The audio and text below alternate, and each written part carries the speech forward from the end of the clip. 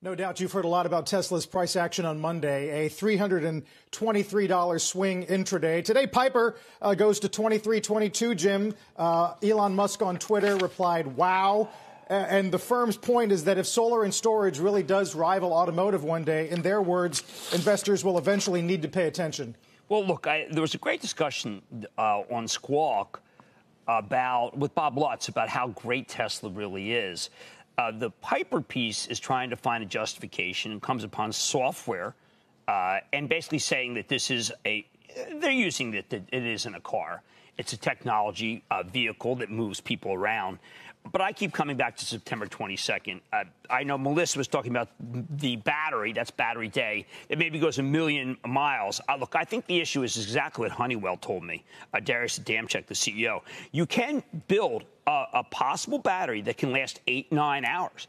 That is a game changer because an 8-9 hour battery takes you very far across the country or north-south. So if he has that, then I think people will say, you know what, I see why people paid. It wasn't just day traders, not that there's anything wrong with them. I see why people paid these prices because that battery is then going to be able to be a gating issue to whether they can make 2 million cars or 3 million cars. We'll suddenly realize this is not a small company, it's a giant company, and they can't produce them fast enough, and they have the best battery. And it's entirely possible that this might be the only car company that is able to come through this period because we are all going EV. We are. And so I think it's the battery. That's what we have to watch.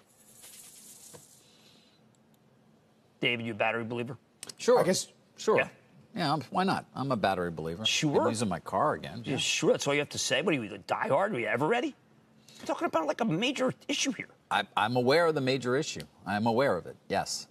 Even with oil prices where they are, though, Jim, even with gasoline priced at fairly low levels, you think there's still going to continue to be the rapid adoption? I told you I said fossil fuels are dead. You just won't listen to me.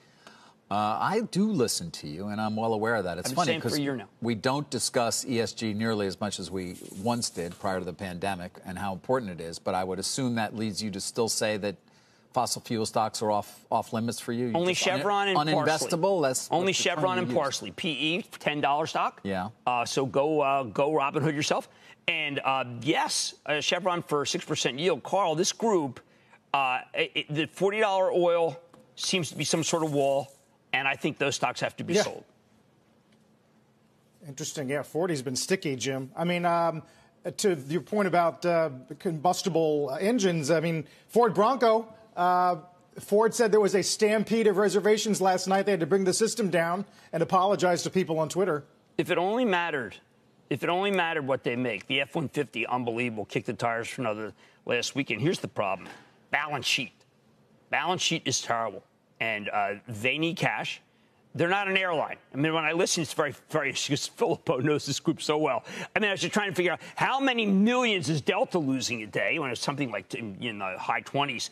But Ford has all these areas. I thought that what Ford was going to do was just invest and then sell the products that people really want and not try to be Ford to all people and all things all over the globe.